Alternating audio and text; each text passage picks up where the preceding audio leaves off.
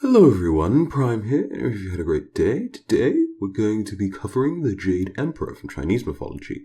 And credit goes to you for suggesting this video, and without any further ado, let's get into this. There were no rivers or lakes on the earth, save for the Eastern Sea. At this time, the Black Dragon, the Pearl Dragon, the Yellow Dragon, and the Long Dragon were alive and well on the earth. And one day they noticed a certain village or town or group of people suffering and in need. There was no rainfall for them to grow crops and feed themselves.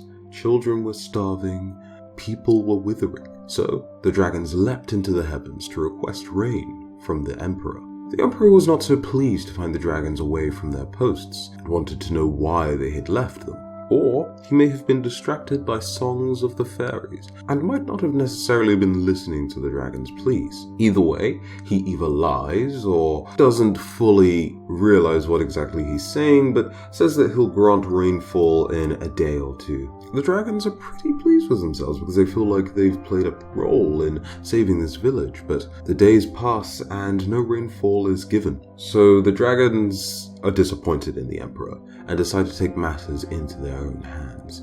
They go to the Eastern Sea itself and they chug as much water as they can and get it into the skies, and rainfall pours down across the village. It's saved, except the Jade Emperor finds out about it and is not pleased. He orders that the dragons be brought to them, and whether the dragons engage in a fight with his generals or they just are brought swiftly, either way, they do end up returning to the Jade Emperor. The Jade Emperor decides to order the Mountain God to imprison the dragons, one mountain per dragon. But in one final act of defiance, the dragons become China's 4 rivers, which is the story behind the rivers themselves in Chinese mythology. You might think that the Jade Emperor is like your standard Greek god, another god with many flaws, but that's not quite the case. See, the Jade Emperor was a follower of Wu Wei, which was an early practice of Taoism, which highlighted taking no action, and that taking no action was in conjunction with the natural course of the universe. So his reasons for not wanting to bring rainfall to the people were just in keeping with his own beliefs and practices, really. Not really a villain for doing that. He also rules the heavens, but oversees matters taken care of on the earth as well.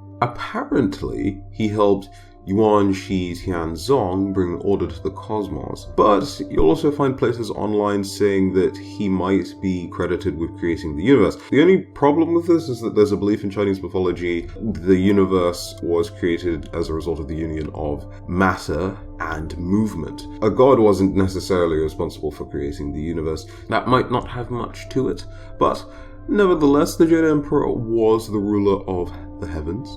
The Tianming, or Mandate of Heaven, was given to kings and emperors of China, but only after being approved by the Jade Emperor. If these rulers were proven to be poor rulers, or just ignored their duties generally, then they could have their positions taken from them and the rulers themselves could be removed.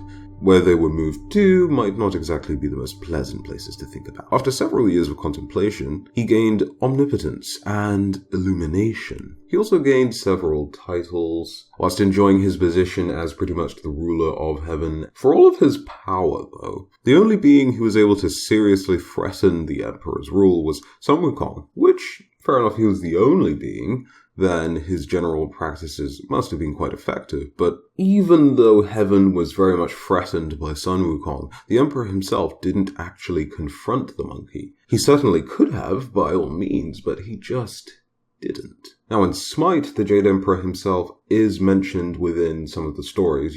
If you read the comic books, he is mentioned as part of the story, but you don't actually see the Jade Emperor. You just see Guan Yu acting on his behalf or representing him. And this is very much in keeping with Chinese mythology because, as I said, the Jade Emperor, being a practitioner of Wu Wei, probably won't want to do too much within the Smite story. So there's a good chance that the Jade Emperor is probably a god that we will most likely never see and only hear about, which, considering everything we've discussed, makes sense, doesn't it? That said, though, he was at the very least mentioned, and there's always a possibility that we might see him, so there's that. But that was a video on the Jade Emperor. I hope you did enjoy. If you did, go ahead, leave a like, and of course, subscribe to the channel if you're new here.